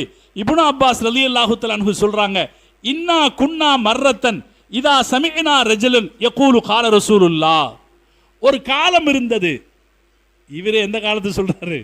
ரசூலுல்லாஹ். ஒரு காலம் இருந்தது, யாராவது அல்லாஹ்வுடைய தூதர் சொன்னார் என்று ஒரு பேச்சு எடுத்தா இப்ததர்து அப்சாருனா, அவரை நாங்க ஓடி போய் பார்ப்போம், அவர் என்ன சொல்றான்னு காதால கேட்போம். அப்படி ஒரு காலம் இருந்தது. ஆனால் ஃபலம்மா ரகிபன்னாசு ஸுஅப வஸ்ஸுலூல், இன்னைக்கு மக்கள் பல்வேறு தலங்களிலும் உலவ ஆரம்பித்து விட்டார்கள். பல்வேறு அவங்க ஆதாரமா சரியானதெல்லாம் பார்த்துட்டு வர்றதில்லை, பல்வேறு தலங்களில் உலவ ஆரம்பித்து விட்டார்கள். லம் நஅஹுது மினன் நாஸி இல்லா மா நஅரிஃப், நாம மக்கள்கிட்ட இருந்து கேள்விப்படும் போது எது நமக்கு உறுதியா தெரியப்பட்டிருக்கோ அதைத்தான் நாம ஏத்துக்குவோம், மற்றதை ஏத்துக்க மாட்டோம் அப்படின்னு அப்துல்லாஹ் இப்னு அப்பாஸ் ரலியல்லாஹு தஆலா அன்ஹு சொல்றாங்க. இது எதை நமக்கு சொல்லுதுன்னா, மார்க்கம் என்கிற பெயரில் யாராவது எதையாவது சொல்ல வந்தால் எல்லாத்துக்கும் காது கொடுக்க கூடாது. என்னங்க மார்க்கம்? அதைத்தான் அவர் சொல்றார். அப்துல்லாஹ் இப்னு அப்பாஸ், ஒரு காலம் இருந்தது எல்லாம் கேட்கறதுல நியாயம் இருந்தது, சொல்றவங்கள்ட்ட சத்தியம் இருந்தது. இன்னைக்கு பலர் பல கட்டங்களில் பல தலங்களில் உலகுகராக வந்து விட்டார்கள். அவங்க சொல்றதுக்கெல்லாம் நாம காது கொடுத்தா நம்முடைய ஈமான் ஆபத்தில் வந்துடும். அதனாலே நாம் அதற்கெல்லாம் போகக்கூடாது. இன்னைக்கு என்ன பெரிய பிரச்சனை? அறிஞர்கள் சொல்றாங்க, இன்னைக்குள்ள பெரிய பிரச்சனை என்னன்னா, அல் ஃபுகஹா உல் முத்தஃபவ்விலீன், முஸ்லிம் உலகத்தில் ஏற்பட்டிருக்கிற பெரிய சர்ச்சை என்னன்னா, தன்னிஷ்டத்திற்கு மார்க்க தீர்ப்பு சொல்கிறவர்கள். அறிஞர்கள் அதில் ஆய்வு செய்கிறாங்க. அதில் ஒரு கருத்து சொல்கிறாங்க. என்னவெல்லாம் பேச ஆரம்பிச்சிட்டாங்க, எதையெல்லாம் பேச ஆரம்பிச்சிட்டாங்கன்னா, இன்னைக்கு இவங்க பேசுகிற சில செய்திகள் உமர் ரலியல்லாஹு தஆலா இடத்திலே சொல்லப்பட்டிருக்குமானால் அவங்க தனியாக முடிவெடுத்திருக்க மாட்டாங்க. அவங்க உடனே பத்ரு சுஹதாக்களை கூப்பிட்டு ஆலோசனை செய்வார்கள். அது மாதிரியான விஷயங்களையே இவங்க தனித்தனியாக சின்ன சின்ன ஆளுங்க இதுதான் மார்க்கம் இதுதான் மார்க்கம்னு சொல்லிட்டு போயிடுறாங்க என்று அறிஞர்கள் கவலைப்படுறாங்க. இன்னைக்கு இருக்கிற பிரச்சனை, ஆளாளுக்கு சட்டம் சொல்லி போயிட்டாங்க, சட்டம் சொல்ல ஆரம்பிச்சாங்க, சட்டம் சொல்லிட்டு போயிட்டு இருக்காங்க. தனிநபர்களாக ஏதாவது ஒரு கவர்ச்சி அவங்ககிட்ட இருக்கு. ஒன்று பேச்சு கவர்ச்சி இருக்கு, அல்லது உடல் கவர்ச்சி இருக்கு. இன்னைக்கு இருக்கிற கரண்ட்ல இருக்கிற பெரிய இஷ்யூ என்னன்னா பியூட்டி. கரண்ட்ல இருக்கிற பெரிய விஷயம் என்னங்க? பியூட்டி, அழகு. பெண்களுடைய அழகு மட்டுமில்ல, பெண்கள் யாரை கவனிக்கிறாங்களோ அந்த ஆண்களுடைய அழகும் பெரிய. யாரை கவனிக்கிறாங்கன்னா அழகா இருக்கிறத தான் கவனிக்கிறாங்களாம். ஆய்வு சொல்லுது. நீங்க ஒரு நல்ல கருத்தை பதிவிட்டால் கூட இந்த சமூக ஊடகங்கள் பாருங்க, ஒரு கவர்ச்சியான பொம்பளையோட படத்தை போடுறானா இல்லைங்களா? போடுறானா இல்லை? ஆம்பளைக்கு விற்கிற ரேசருக்கு யார் போடுறா? ஒரு பொம்பளையோட படத்தை போடுறான். அப்போ இன்னைக்கு இருக்கிற காலம் மக்கள் பியூட்டி, அழகுல மயங்குறாங்களாம். அந்த அழகுல மயங்குறதுல யார்கிட்டையும் மயங்குறாங்களாம், ஆலிம்களாக மார்க்கம் சொல்லுகிறவர்களாக அழகானவர்கள் வருகிற போதும் மயங்குறாங்களாம். கேரளாவில் நான் 2 விஷயம், ஆனால் நான் யார் பேர் சொல்லலை, ரெண்டு பெரிய விஷயம். கேரளாவில் சின்ன வயசு ஆன்லைனில் கிளாஸ் நடத்துகிறோம் அப்படின்னு, அல்லது கிளாஸ் நடத்துகிறோம் வேறு நாங்கள் நிவாரணம் கொடுக்குறோம் அப்படின்னு வந்தாங்க. அவங்கள்ட்ட ஒன்றுமே இருக்கல. எவ்வளவோ மூத்த பெரிய ஆலிம்கள் இருக்கிற ஊர் கேரளா தானே. அதையெல்லாம் விட்டுட்டு பெண்கள் அடிக்ட் ஆனாங்க அந்த 2 பேருடைய அழகுக்கு. அது ரொம்ப அசிங்கமான பிரச்சனையாக சமீபத்தில் மாறி பெரிய சர்ச்சையை ஏற்படுத்தியிருக்கு. அதுக்கு பெண்கள் எவ்வளவு அடிக்டா இருந்தாங்க அப்படிங்கிறதுக்கு ஒரு 3 மாசத்துக்கு முன்னாடி வரைக்கும் மணிக்கணக்காக அவங்களுடைய ஷோவை இந்த பெண்கள் பார்த்துட்டு இருப்பாங்க. மணிக்கணக்காக பார்த்துட்டு இருப்பாங்க. எதுல அடிக்ட் ஆனாங்கன்னா, அவன் ஆய்வு முடிவு சொல்லுது வேற ஒன்றும் இல்லை, அழகு. ஒருத்தர் அழகான தோற்றமாக இருக்கிறான்னா அவன் பின்னாடி அவ்வளவு பேர் போறாங்க, குறிப்பாக பெண்கள். நம்ம தமிழ்நாட்டிலையும் நம்ம தமிழ் பேசுகிறவங்களே அப்படிதான் இளம் வயசுக்காரங்களா இருக்காங்க. தோற்றம் பார்ப்பதற்கு அழகா இருக்கு. அப்படி உடனே அதன் பக்கம் ஒரு ஈர்ப்பு வருது. மார்க்கத்தை உடல் கவர்ச்சியை வச்சா பார்க்கறது, உடல் கவர்ச்சியை வச்சா மார்க்கம் பார்க்கறது. பிலால் ரலியல்லாஹு தஆலா அன்ஹு, சாலிம் மௌலா அபு ஹுதைஃபா ரலியல்லாஹு தஆலா, இவங்கெல்லாம் ரொம்ப தோற்றத்தில் சாதாரணமானவர்கள், இந்த மார்க்கத்தின் மகத்தான மனிதர்கள். இப்போ தீனை பார்க்கறதுக்கு எதை பார்க்கக்கூடாது? அழகை பார்த்து பார்க்கக்கூடாது, நடிப்பை பார்த்து போகக்கூடாது. சில பேர் இருக்காங்க அப்படியே நடிப்பான், நல்லா தெரியும், நல்ல நம்ம தமிழ் சொற்பொழிவாளர்கள் ஒருத்தர் ரொம்ப ஃபேமஸ்ஸு, நடிப்பான், நடித்து அழுவாங்க, அவன் அழுகுவாங்க, சிரிப்பாங்க, அவங்களுடைய உணர்ச்சிகளை எல்லாம் காட்டுவாங்க, நடிப்பாங்க. ஆனால் அந்த நடிப்புக்கு பின்னால் வெளிப்பட்டது என்னன்னா, முதல்ல வெளிநாட்டில் நடிச்சுக்கிட்டு இருந்தாங்க, இந்தியாவுக்கு வந்தபோது புலப்பட்டது என்னன்னா, போதை மாத்திரை கடத்தல் வழக்கில் அவர்கள் பெயர் இடம்பெற்று. தமிழ்நாட்டில் ஒரு பெரிய போதை, என்னங்க எல்லாரும் பேசாம உட்கார்ந்துருக்கீங்க, ஒரு போதை கடத்தல் ஒன்று பெருசாக வந்துச்சா இல்லைங்களா? அதாவது போதை பொருள் அல்ல, அது போதை கஞ்சா மாதிரி போதை பொருள் அல்ல. இது ரொம்ப தந்திரமா இதை வச்சு நீங்கள் போதை பொருளை உண்டாக்கிக்கலாம். இது எப்படி வந்துச்சுன்னா, ஆப்கானிஸ்தானில் தாலிபான்கள் ஆட்சியை பிடிச்சாங்களா இல்லையா? ஆட்சியை பிடிச்ச போது அங்கே நிறைய ஹெராயின் விளையும், ஹெராயின் அபின் எல்லாம் அங்கே விளையும். அவங்க ஆட்சி பிடிச்ச போது இந்த விளைச்சலை தடுத்தாங்க. இந்த விளைச்சலை தடுத்த போது நடுக்க ஏற்பட்டது பிரான்ஸுக்காரங்களுக்கு, இத்தாலிக்காரங்களுக்கு, ஐரோப்பாவில் இருக்கிறவங்களுக்கு நடுக்க ஏற்பட்டுச்சு. ஏன்? அவனுக்கு இது வேணும். அது கிடைக்காம போன போது அதை செயற்கையாக உற்பத்தி செய்வதற்கு பல மருந்துகளை தயார் செய்தாங்க மூலமா. அந்த மருந்து மூலப்பொருள்களை தமிழ்நாட்டிலிருந்து ஒரு இன்னைக்கு இருக்கிற மத்திய ஆளும் கட்சி ஒருத்தர் இருந்து வாங்கி தமிழ்நாடு வழியாக ஐரோப்பிய நாடுகளுக்கு சப்ளை செய்த கூட்டம் ஒன்று சமீபத்தில் சிக்குச்சு. நீங்க பேப்பர்ல எல்லாம் படிச்சிருப்பீங்க. அந்த சிக்கின கூட்டத்தில் இந்த மேற்படி பிரச்சாரகர் இருந்தார். அவர் விசாரிக்கப்பட்டார். இப்ப நாம மார்க்கம் சொல்றாருன்னு யாருக்கு பின்னாடி போனோம்? அவன் எப்படிப்பட்டவனா இருந்தான்? இப்ப நம்ம ஹிதாயத்தை எங்க பறிகொடுக்கிறோம்னு யோசிக்கணுமா இல்லையா சகோதரர்களே? அப்ப கவர்ச்சிக்கு பின்னால் போகக்கூடாது. நாம் சொல்ல வேண்டும், யார்கிட்ட போய் தீன கேட்கிறோங்கிறதுல ஒரு தெளிவு நமக்கு வேணும். இவங்க சொல்றாங்களா, இப்படிப்பட்டவங்க பேசுறாங்களா, இவங்க சொல்றாங்களா, இவங்க எப்படி, அந்த தெளிவு வேணும். யார் இதற்கு ஏற்பாடு செய்கிறார்கள், அந்த தெளிவு வேண்டும்.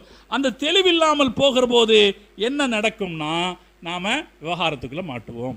இது ஒன்று. இந்த மாதிரி நாடகத்தனமா நடிச்சு பேசுறவன் பின்னாடி போறது ஒன்று நடக்குது. இன்னொன்னும் நடக்குது. என்ன நடக்குதுன்னா, தீவிரமா தீன பின்பற்றுறோம்னு சொல்லிட்டு ஒரு சாரார் வர்றாங்க. நாங்க தீவிரமா தீன பின்பற்றுறோம் அப்படின்னு சொல்லிட்டு, அதுவும் தவிர்க்கப்பட வேண்டியது. அதுவும் மார்க்கத்தில் ஒரு அடிப்படையான செய்தி இருக்குங்க. நஃபிலுக்கு அதிக முக்கியத்துவம் கொடுத்தா ஃபரல கோட்டை விட்டுருவோம். நஃபிலுக்கு அதிக முக்கியத்துவம் கொடுத்தா ஃபரல கோட்டை விட்டுருவோம். ஃபரலுகள்ல ஏதாவது ஒரு ஃபரலுக்கு அதிக முக்கியத்துவம் கொடுத்தா இஸ்லாத்தை கோட்டை விட்டுருவோம். இது ஒரு தத்துவம். யார் சொன்ன தத்துவம்? நான் சொன்ன தத்துவம் இல்லை. வேலூர் அல் பாக்கியாத்து சாலிஹாத்தினுடைய முதல்வராக இருந்த ஷேக் ஆதம் ஹசரத் அவர்கள் சொன்ன தத்துவம். இஸ்லாத்தினுடைய கடமைகள் இருக்கா இல்லைங்களா? என்னெல்லாம் கடமை?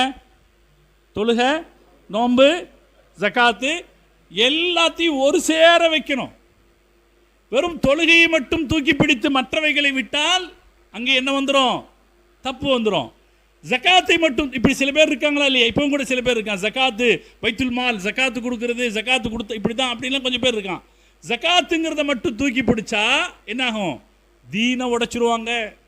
மார்க்கத்தின் அடிப்படையான செய்திகளில் ஒன்று, ஏதாவது ஒரு விஷயத்துக்கு முக்கியத்துவம் கொடுத்து இதுதான் தீன் என்பது போல சொல்லிக் கொண்டு வருபவர்கள் தீனில் நம்மை வழிகெடுத்து விடுவார்கள். அதனால மார்க்கம் சொல்லுகிற ஆலிம்கள் விஷயத்தில் அவங்க விவரமானவங்களா இருக்கிறாங்கன்னு பார்க்கணும். அவங்க சொல்லித்தர்ற செய்திகள்ல கவனமா இருக்கணும். யாராவது ஒருத்தர் ஒரு விஷயத்தை தூக்கி பிடிப்பவராக இருந்தால், ஒரு விஷயத்தில் அதிகப்படியான கவனத்தை காட்டுபவராக இருந்தால் உஷாராயிடணும். இந்த திக்ர் தஸ்பீஹ் அப்படித்தான். திக்ர் தஸ்பீஹ் செய்யுங்க அப்படின்னு சொல்லுவாங்க. அல்லாஹ்வை நினைச்சு திக்ர் தஸ்பீஹ் செய்யுங்க, அது மட்டும் போதுன்றுவாங்க. அது மட்டும் போதுன்றுவாங்க. அப்புறம் கொஞ்ச நாள்ல நீ திக்ர் தஸ்பீஹ் மட்டும் செஞ்சா போதும், என்ன செய்ய வேண்டியதில்லை, தொழுக வேண்டியதில்லைம்பாங்க. அல்லாவோட நினைப்பு மனசுல வர்றது தாங்க முக்கியம். சில பேர் சொல்லுவோம், அல்லாவுடைய நினைப்பு மனசுல வர்றது தான் முக்கியம். அதுக்காக அல்லாவுடைய நினைப்பை மனசுல வர வைக்கிறதுக்கு சில பயிற்சி எல்லாம் செய்வாங்க. என்னன்னா, நீ என்ன செய்யாத, சம்பாதிக்க போவாத, நீ படிக்க போவாத அப்படின்னு உட்கார்ந்துக்கிறது, திக்ருன்னு உட்கார்ந்துக்கிறது. அது ஒரு கூட்டமாக சேர்ந்துக்கிறது. இதுக்குன்னு யாராவது ஒருத்தர் சோறுக்கு சாப்பாடு வசதி, இதுக்கு நமக்கு தான் சோறு போட்டு கொடுக்கறதுக்கு ஆள் நிறைய இருக்க பாருங்க, ஸ்பான்சரு. அப்படி ஏதாவது ஒன்று செஞ்சு ஒரு கூட்டமாக சேர்ந்து இருந்துக்கிட்டு அல்லாவை உறுதியாக நம்பிட்டேன்னு வை, மனசில் இது எல்லாத்தையும் விட்டுரு. எதை விட்டுரு? படிக்காத, தொழிலுக்கு போகாத, எல்லாத்தையும் விட்டுரு, அல்லாஹ் உன்னை பார்த்துப்பான் அப்படின்னு ஒரு நம்பிக்கை ஏற்படுத்துவான். நம்பிக்கை ஏற்படுத்திட்டு அப்புறம் சொல்லுவான், அந்த நம்பிக்கை வந்துருச்சுன்னா நீ தொழுவ வேண்டியதில்லை. ஃபஅபுது ரப்பக ஹத்தா யஅதியக்கல் யகீன். உன் மனசுல அல்லாஹ் இருக்கிறான்னு உறுதி வந்துட்டா தொழுவ, அது வரைக்கும் நீ தொழுதா போதும்னு அல்லாஹ் குர்ஆன்ல சொல்லியிருக்கான். இப்படி இருக்கிறாங்க ஆளுங்க. இருக்காங்கல்ல, இல்லை உங்களுக்கு தெரியல போல இருக்கு. இப்படி இருக்கிறாங்க ஆளுங்க ஊருக்குள்ளார. இப்படியும் சமூகத்தை குழப்பறவங்க இருக்காங்க. நான் ஊரை சொல்லலை, ஊரை சொன்னால் அது பிரச்சனையாக போயிடும். ஊரை சொல்லலை. ஒரு ஆள் பார்த்துருக்கேன், ஃபஜ்ருக்கு வரமாட்டார், லுஹருக்கு வரமாட்டார், எந்த தொழுகைக்கு வரமாட்டார். காலையில் 9 மணிக்கு வந்து 11 மணி வரைக்கும் தஸ்பீஹ் மட்டும் ஓதிட்டு இருப்பார். ஆனால் எங்கே வருவார்? பள்ளிக்கு வருவார், தஸ்பீஹ் மட்டும் ஓதிட்டு இருப்பார். என்ன, எங்களுக்கு யகீன் வந்துருச்சு. அப்போ என்ன செய்யற? அல்லாஹ் எப்போ தொழுவு சொல்லியிருக்கான்? யகீன் வர்ற வரைக்கும் தொழுவு சொல்லியிருக்கான். யக்கீன் வந்துருச்சு, அதனால தொழுக வேண்டியதில்லை. அப்போ நம்ம கேட்கணும், ரசூல்லாவுக்கு கடைசி வரைக்கும் யக்கீன் வரல போல இருக்கு இல்லை? நம்ம என்ன கேட்கணும், ரசூல்லா கடைசி வரைக்கும் தொழுதாங்களா இல்லையா? உமர் அலி அல்லாஹு தஆலா கத்தியால் குத்திட்டாங்க. உமர் அலி அல்லாஹு தஆலா காலையில் ஃபஜ்ர் தொழுகைக்கு நிற்கும் போது கத்தியால் குத்திட்டாங்க. முழிப்பு வந்த உடனே அவர் கேட்ட கேள்வி தொழுகை என்னாச்சுன்னு தான், தொழுகை என்னாச்சுன்னு தான் கேட்டாருன்னு வருது. இப்படி இருக்க சமூகத்தை இப்படி குழப்புகிற பல தனிநபர்கள் வந்து கொண்டிருக்கிறார்கள். பல கருத்துக்களை சொல்லுவான், நீ இதை மட்டும் கவனிச்சா போதும். ஆகிரத்து சில பேர் இருக்காங்க, ஆகிரத்தினுடைய சிந்தனை மட்டும் வச்சுக்கிட்டா போதும். எங்கேயும் ஆகிரத்து சிந்தனையை மறந்துடாதீங்க, ஆகிரத்தினுடைய சிந்தனை மட்டும் வச்சுக்கிட்டா போதும். உலகத்தை கவனிக்காதீங்க, ஆகிரத்தை மட்டும் பாருங்க. ரசூல்லா அளவும் சொன்னாங்க, சிரிக்கவும் சொன்னாங்க இல்லைங்களா? தொழுகவும் சொன்னாங்க, தூங்கவும். இதெல்லாம் நமக்கு தெரிஞ்சு, இதெல்லாம் யதார்த்தமாக தெரிஞ்ச மார்க்கம் தானே நமக்கு.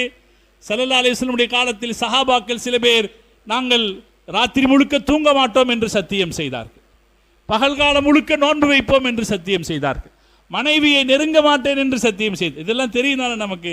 ரசூல்லா அவங்கள பார்த்து சொன்னாங்க, நான் அல்லாஹ்வுடைய தூதர், உங்களை விட அல்லாஹ்வை அதிகமாக பயப்படுறேன், நான் தொழுகிறேன், தூங்குறேன், நான் மனைவிமார்களை திருமணம் செய்து கொண்டிருக்கிறேன். ஸல்லல்லாஹு அலைஹி வஸல்லம் சொன்னாங்களே, இதுதாங்க யதார்த்தமான மார்க்கம். இந்த தீன ரகசியமாகவோ மர்மமாகவோ எவன் பேசினாலும் நம்ம 10 அடி தள்ளி போயிடணும், இவன் ஷைத்தானா இருப்பான்ட்டு. அது எந்த வழியில் பேசினாலும் சரி, தனிநபர்களாக பேசினாலும் சரி, வேற தரீகா வகையில் பேசினாலும் சரி, எப்படி பேசினாலும் சரி, மார்க்கத்தில் மர்மமான கருத்துக்களுக்கு இடமில்லை. மார்க்கம் ரொம்ப தெளிவானது. ஆனால் இந்த தெளிவான மார்க்கம் தேவை என்றால் நாம் ஆலிம்களுக்கு பின்னால் போனால் இந்த பிரச்சனை பெரும்பாலும் வராது. இந்த பிரச்சனை வருமா?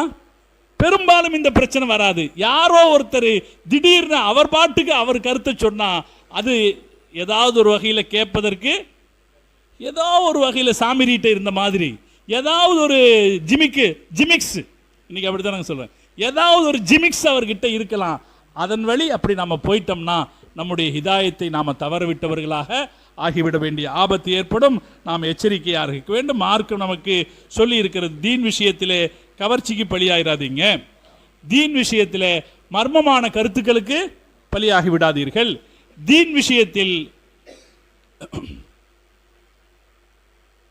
இதுவரை நாம் கேள்விப்படாத செய்திகளை புதுசா, இதுதான் இப்பதான் புதுசா கேள்விப்பட்ட மாதிரி பேச வர்றாங்க பாருங்க. சில பேர் அப்படி இருக்காங்க. இதுவரை நாம கேள்விப்படாத கருத்துக்களை புதுசா கேள்விப்பட்டோம், புதுசாக உருவாக்கி பேசுறது. பல செய்திகள் அப்படி புதிதாக உருவாக்கி பேசப்படுகிறது. ஆன்லைன்ல பார்க்குற பாருங்க, ஆன்லைன் உரைகள்ல பல விஷயங்கள் இதுவரைக்கும் நம்ம கேள்விப்பட்டே இருக்க மாட்டோம். அது மாதிரியான விஷயங்களை அறிவியல் என்கிற பெயரில் அல்லது ஞானம் என்கிற பெயரில் பல கருத்துக்கள் இப்படி ஆன்லைன் வழியாக பரப்பப்படுது. அங்கேயும் கவனமா இருக்கணும். இன்னைக்கு இருக்கிற பெரிய பிரச்சனையே இந்த ஆன்லைன் பேச்சு தான். ஏதாவது ஒரு வார்த்தை நம்ம பிடிச்சிருது, ஏதாவது ஒரு வார்த்தை நமக்கு பிடிச்சிருது, அல்லது ஒரு சப்ஜெக்ட் நமக்கு பிடிச்சிருது, அதை பிடிச்சி நம்மளை அப்படியே இழுத்துட்டு போயிடுறாங்க. அப்படி இழுத்துட்டு போகிற பலர் தப்பான நபர்களாக இருக்கிறார்கள். எனவே நாம் எச்சரிக்கையாக எல்லாவற்றையும் அணுக வேண்டிய பொறுப்பு நமக்கு இருக்கிறது. காரணம், இது நம்முடைய ஹிதாயத்து சம்பந்தப்பட்ட பிரச்சனை. நம்முடைய ஹிதாயத்து சம்பந்தப்பட்ட பிரச்சனையினால நாம் எச்சரிக்கையாக இருக்க வேண்டும். ஹஸரத் ரபீஅத் இப்னு அப்துர் ரஹ்மான் ரஹ்மத்துல்லாஹி அலைஹி அவங்க சொன்னாங்க ஒரு செய்தி. இன்னைக்கு இருக்கிற பல பிரச்சாரகர்கள், இவர் சொல்றது, இவர் தாபீகள்ல ஒருத்தர் 1000 வருஷத்துக்கு முன்னாடி சொல்றாரு. இன்னைக்கு இருக்கிற பல பிரச்சாரர்கள் ஃபி ஹாதா ஸமானி அஹக்கு பிஸ்ஸிஜ்னி மின ஸுர்ராக், திருடர்களை விட ஜெயிலில் போடணும், இவங்களை திருடர்களை விட ஜெயிலில் போடுவதற்கு அதிக தகுதி படைத்தவர்கள் இந்த ஏமாற்றுகிற பேச்சாளர்கள் அப்படின்னு ரபீஅத் இப்னு அப்துர் ரஹ்மான் ரஹிமஹுல்லா அவர்கள் சொல்கிறார். அப்படி இன்னைக்கு நிறைய பேர் வந்துட்டாங்க. நான் இறுதியாக சொல்ல வருவது ஒண்ணுதான், அல்லாஹ் கொடுத்திருக்கிற இந்த ஹிதாயத்தை பாதுகாக்கிற பொறுப்பு நமக்கு இருக்கு. நம்ம அதை ஏனோ தானோங்கிற பேர்ல அதை நம்ம அலட்சியத்தில் விட்டுறக்கூடாது. யாரிடமிருந்தும் மார்க்கத்தை கேட்கலாம் என்றல்ல, யாரிடமிருந்து கேட்கிறோம் என்பது முக்கியம். யாரிடமிருந்து தீனை கேட்கிறோம் என்பது முக்கியம். நமக்கு அறிஞர்கள் அடையாளம் சொல்லி கொடுத்தாங்க. ஒன்று ஆலிம்கள்ட்ட இருந்து கேளுங்க, ரெண்டாவது தீனுடையவர்கள்ட்ட இருந்து கேளுங்க. மன் தாரிஃபூன இல்மஹு, யாருடைய இல்மு உங்களுக்கு தெரியுமோ, யாருடைய தீன் உங்களுக்கு, அவர் தீன் உள்ளவரா? ஒருத்தர் பேசுறாருங்கிறதுக்காக பெரிய ஆள் ஆயிட முடியாது. தீன் உள்ளவரான்னு ஏங்க இவ்வளவு பக்காவா அவன் சொல்றான், பெருநா தொழுகைக்கு கூட வரமாட்டாருன்னு சொல்றானா இல்லைங்களா? கூட இருந்தவன் தானே சொல்றான் பெருநா தொழுகைக்கு வரமாட்டான். அவனை பின்பற்றிட்டு எவ்வளவு பேர் போயிட்டாங்க. இன்னைக்கும் போறானா இல்லைங்களா? இன்னைக்கும் போறானா இல்லையா? இது என்ன மாதிரியான ஒரு போக்குன்னு சொல்றது? அப்போ ஒரு ஆலிம் பின்னாடி போறதுன்னா ஆலிமாகவும் இருக்கணும், அவர் பின்னாடி எதையும் பார்க்கணும், அவர்கிட்ட தீன் இருக்குதான்னு பார்க்கணும். அவருடைய யாருடைய தீனும் யாருடைய இல்மும் உங்களுக்கு நம்பிக்கை அளிக்கிறதோ அத்தகைய ஒரு மனிதரை பின்பற்றி நாம நடக்கணும், அவர் பேச்சை கேட்கணும், அவருடைய வழிகாட்டுதலை பெறணும். அப்படி செய்கிற போது நாம் நம்முடைய ஈமானை பாதுகாத்து கொள்ள முடியும், நம்முடைய ஹிதாயத்தை பாதுகாத்து கொள்ள முடியும். அல்லாஹ் தௌஃபீக் செய்தல் புரிவானாக. நான் பொதுவாக சில விஷயங்களை சொல்லியிருக்கேன். இதற்கு பின்னணிக்கு காரணம் இன்னைக்கு நம்மளை சுற்றி இந்த இயக்கங்கள் சிதைந்த பிறகு தனிநபர்களாக சின்ன சின்ன குழுக்களாக சிலர் வந்து சமூகத்திற்குள்ளே குழப்பம் செய்ய ஆரம்பித்திருக்கிறார்கள். அதை நாம் அடையாளம் கண்டுகொள்ள வேண்டும் என்பதற்காக இந்த கருத்துக்களை உங்களுடைய மனதில் பதிய வைக்கிறோம். இது ஜமாஅத் உலமா சபையினுடைய ஒரு முதல் கட்ட முயற்சி. அல்லாஹு தஆலா இந்த முயற்சியை வெற்றிகரமானதாக அல்லாஹ் ஆக்கியல் புரிவானா. நம்முடைய வாழ்நாளில் நம்முடைய ஹிதாயத்துக்கு பொறுப்பானவர்களாக வாழ அல்லாஹ் நமக்கு தௌஃபீக் செய்தல் புரிவானாக. எந்த நிலையிலும் நம்முடைய கௌரவத்தை, ஈமானிய கௌரவத்தை விட்டு கொடுக்காமல் வாழக்கூடிய தௌஃபீக்கை அல்லாஹ் நமக்கு தந்தல் புரிவானாக. எந்த நிலையிலும் தவறான ஆட்களின் சொல்லுக்கு பின்னால் போய்விடாமல், எந்த நிலையிலும் தவறான வழிகாட்டுதலின் பின்னால் போய்விடாமல் அல்லாஹ் நம்மையும் நம்முடைய குடும்பத்தையும் அல்லாஹ் பாதுகாத்து புரிவானாக. நம்முடைய தாய்மார்களை அல்லாஹ் பாதுகாத்து புரிவானாக. நம்முடைய இளைஞர்களை அல்லாஹ் பாதுகாத்து புரிவானாக என்று துஆ செய்து இங்கே உங்களோடு இவ்வளவு நேரம் பேசுவதற்கான வாய்ப்பை தந்த மஜ்லிஸுல் உலமா அவருடைய கண்ணியமிகு உலமாக்களுக்கு என்னுடைய மனமார்ந்த நன்றியை தெரிவித்து, இந்த மஸ்ஜிதுடைய நிர்வாகிகளுக்கும் என்னுடைய மனமார்ந்த நன்றியை தெரிவித்து நிறைகிறேன். வாஹிர் தஅவானா அல்ஹம்துலில்லாஹி ரப்பில் ஆலமீன். அஸ்ஸலாமு அலைக்கும் வரஹ்மத்துல்லாஹி வபரகாத்துஹு.